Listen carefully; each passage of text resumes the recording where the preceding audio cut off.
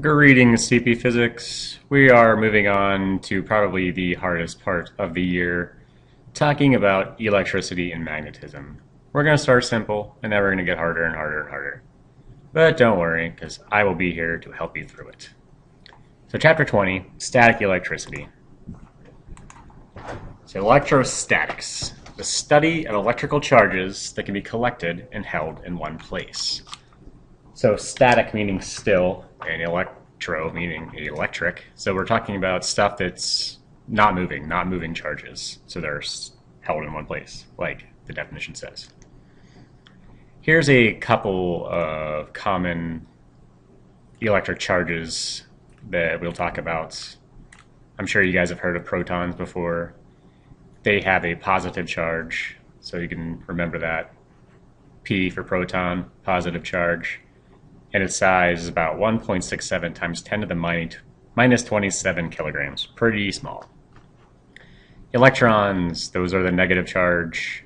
You just kind of have to remember that electrons are negative. They're even smaller. They're 9.11 times 10 to the minus 31 kilograms. And they got neutrons. That's easy to remember. They only have two letters that are not in common. Neutron, neutral. And they're the same size as the protons. So every atom is composed of a positively charged nucleus around which are distributed a number of negatively charged electrons. You should remember this from chemistry class, talking about electron configurations and stuff. The center of the nucleus, or the center, which is the nucleus, positive, and then you got your negative crap around the edges. So electrons of all atoms are the same. Each has the same quantity of negative charge and the same mass. There's not different size electrons. They are all the same. They are very uniformed. They're kind of like, Nazis during World War II. They all wanted to be like the same people. So protons and neutrons make up the nucleus, and protons are 2,000 times more massive than an electron and carry an equal amount of charge. So they are bigger, but they have the same exact charge in magnitude. It's just positive, whereas electrons have negative charge. All normal atoms have equal number of protons and electrons. So those are like, you have 7 protons, you have 7 electrons. You have 27 protons, there's going to be 27 electrons. So that's just normal atoms, but we know like how you get positively charged and negatively charged elements. You take away or add electrons. So over the years, our view of the atom has changed. So atomos are the building blocks of matter. And this is from the early Greek philosophers like Anaxander and all those guys. And then it moves on during J.J. Thomson, his plum pudding. So negative electrons are embedded in a sea of positive charge. So this was J.J. Thomson's plum pudding model. Like they all just kind of intermingled. Then along comes Rutherford with his gold foil experiment where he shot either protons or electrons at a nucleus of an atom. Or he just shot them at a thing of gold foil and proved that there was a dense positive charge in the middle. So a positive charge is located within a central nucleus. That's what he figured out by, I guess it was electrons he shot at the gold foil, and some were deflected. Most went straight through, but some were deflected, and that's how he proved that there's positive charge in the center of an atom. So electrons are in circular orbits with quantized energy levels. Niels Bohr, it's not as boring as you might think. Ha ha ha, a little pun for you. Kind of looks like our solar system. You got the electrons orbiting this nucleus here. And then quantum mechanics, which, unless you're going to be a physicist, you're never going to have to take. But it's really cool and really hard and takes lots of math. But electrons occupy regions of space whose shape is described by complex mathematical equations. You might have done this stuff a little bit in chemistry class, your SPDF orbitals. They make like weird little clouds around that central atom. So atoms are composed of protons and neutrons located in the nucleus, and electrons which are positioned in the surrounding regions of space known as electron shells. So here's what an oxygen atom looks like.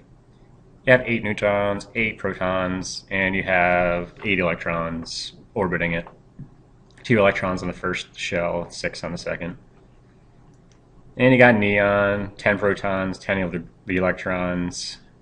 So 2 on the inner shell, 8 on the outer shell. And then sodium, you bring in an extra shell because you have 11 protons.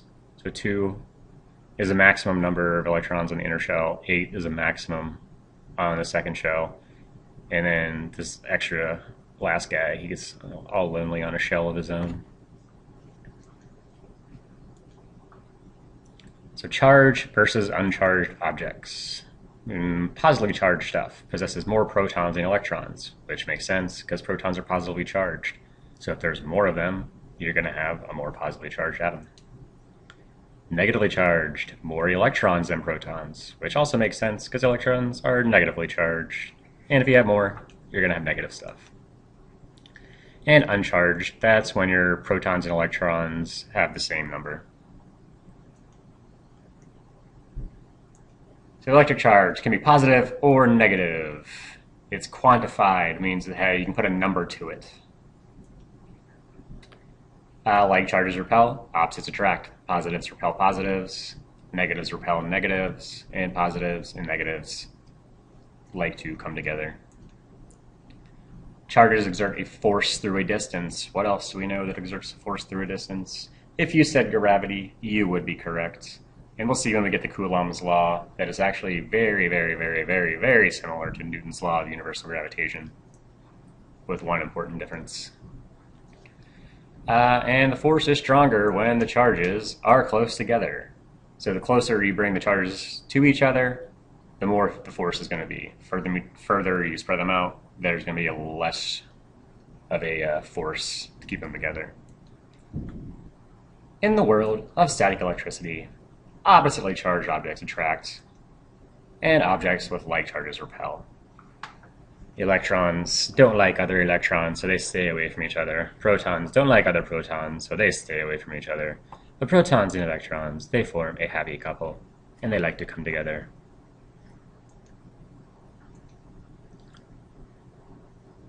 So basically the same as the last slide, except for, not as cheesy. You can see the force of B upon A pushing this guy away since these are both positively charged. So they're going to repel each other. The force of A upon B. So these charges are going to be the same. Sorry, the forces are going to be the same. So repulsive forces act between like charge objects, pushing them away from each other. So it's also like a lot like Newton's laws. Force of A on B equals the force of B upon A. And the opposite ones bring each other together. Force of D on C, force of C on D. These forces are going to be the same magnitude, just opposite directions, and they're going to come together. And to prove that opposites attract, you have the gorgeous Angelina Jolie and Billy Bob Thornton. Even though they're not together anymore, for a time there they were, and nobody really understood why. So when we're talking about electricity, there's also some other terms you have to know. There's grounding, which is connecting a charged object to Earth to remove an object's charge. It's usually like the black wire on your stereo equipment or any electrical equipment is a ground wire, which connects it directly to the Earth and gets rid of any charge. That's why it's important to ground electrical sockets, so like when you touch it, you don't get shocked. Conductor is any material through which an electric charge is readily transferred. Conducting, a lot like heat, allows heat to move. Same thing works with electricity. Conductor electricity allows electric charge to move. Insulator, any material through which an electric charge is not readily transferred. So if something's well insulated, you can't get the electric charge to go through it. Also, like heat, you can. It's good to have like insulation when you're cold, because it doesn't let the heat escape. It's the same principle for electricity. It doesn't let the electricity escape. And induction, the process of charging an object by bringing it into the electric field of another object. You're not actually like touching the two objects together. You're just kind of bringing them close together, and you'll see how this works in a second. So here's a little chart for conducting abilities of various materials. You can see down here you have a bunch of metals, silver, copper, aluminum, highly conductive. We use these a lot in electronic stuff. iron, mercury, carbon, water. We know the water conducts electricity. I'm sure you have seen cartoons or TV shows where somebody's standing in a puddle of water and then they drop an electric cord in it and they get shocked. It's because water is a conductor. Semiconductors means they let some charge through, but not a lot. Germanium, silicon, and some good insulators: air, wood, glass, and then I'm sure you guys, this is probably the most common one that you think of when you think of something being insulated, is rubber. Not a very good conductor, so it makes a great insulator. There's something I can show you in class. It's called a gold leaf electroscope. It's kind of interesting. You have a little strip of gold leaves hanging off this hook, and here's a sphere, a conducting sphere on top. And whenever it's neutral, these leaves kind of just hang there. But whenever you put a charge on the conducting sphere, it's going to make the same charge appear in the gold leaf, and they're going to spread apart. So they they're both ends of this gold leaf are going to have the same charge, since like charges repel, it's going to repel each other. I'm not sure if we have one of these. I think we do. It's a needle electroscope. Whenever it also has a conducting sphere on top like this. Can't really see it in this picture because it's not there.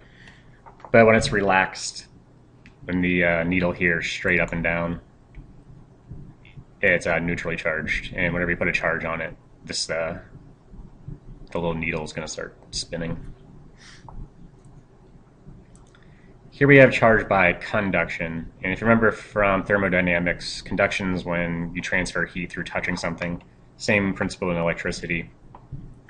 Yeah, you're touching this negatively charged rod to this conducting sphere, and it's going to make the gold leaf inside of it also negatively charged, so they're going to repel each other. So conduction, remember, you have to touch the conducting sphere with your object that you have charged. Same thing happens with positive. You have positive charges on this rod. You touch it to this conducting sphere. It puts positive charges there, and in turn makes your metal down here also positively charged. And since they both have positive charges, they repel each other. You also have induction. And the major difference between induction and conduction, you're not actually touching the rod to the sphere. So what this does is a little different. You kind of just hold the negative rod above this sphere, and instead of transferring the charge from the rod to the sphere, it actually uses the electrons that are already in the sphere, pushes the negative ones down to this end because they repel it, and brings all the positive up to the sphere. So with conduction, you have negative, negative, negatives. But with induction, you have negatives, positives, negatives. And the opposite's true here for when you have a positively charged rod. Positive, negative, and then a bunch of positive charges down here that are going to repel each other. So I'll say that again. You're not actually touching the rod to the sphere. So there's no transfer of charges, but the charges that are already in the sphere in the gold or whatever metal we have down here, all the negative charges are brought up to the top in the sphere, and all the positive charges are pushed down to the end. You can also do this at home. You could charge an aluminum plate, pie plate, by induction. So try this at home, kids, because you're not going to get hurt doing this. So what you want to do, you take a foam plate, just like a strip of any kind of styrofoam, and you rub it with some fur, and that gives it a negative charge.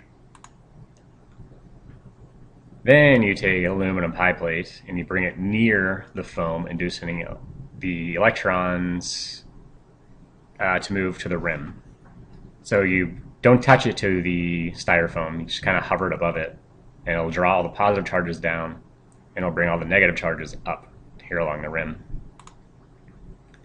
And then, when touched on the rim, the electrons move through hand to the ground. So you just take your finger, touch the rim of the pie plate, and all those electrons are going to go through your hands and down out through the ground, because people are usually grounded.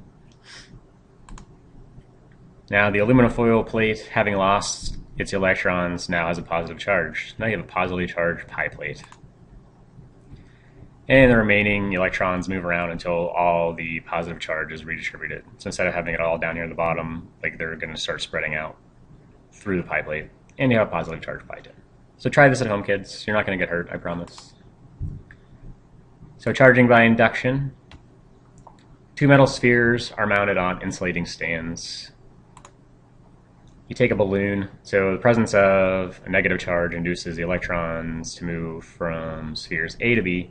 So you take an electric thing here, or sorry, negatively charged object. Here you can have a balloon. Just bring it near one of the spheres. Make sure the spheres are touching though. All the positive charges go to the sphere. All the negative charges go to the sphere. And you create a polarized system. So then you'd move sphere B away from sphere A using the insulating stand because you don't want to touch the metal because your hand's grounded. It's going to get rid of all those electric charges. So the two spheres now have opposite charges because all the positive guys are over here, all the negative guys are over here. And the excess charges distribute themselves all over the regular, throughout the sphere. So all the positive charges were just a bunch here in the end. But once you move the negatively charged thing away, like, they're just going to spread all out. So uniform distribution of charge on conductors. A metal sphere is mounted on an insulating stand and touched by a charged plastic golf tube. So this time you're actually using conducting materials, so that means you're touching it. The metal sphere is going to acquire a negative charge located at the point of contact. So if you're negatively charged rod, wherever you touch it, it's going to have negative stuff. And since metal is a conductor, the charge quickly distributes itself across the surface of the sphere. So all over the surface of this metal sphere, all these little electrons are just going to spread themselves out evenly. And that's it.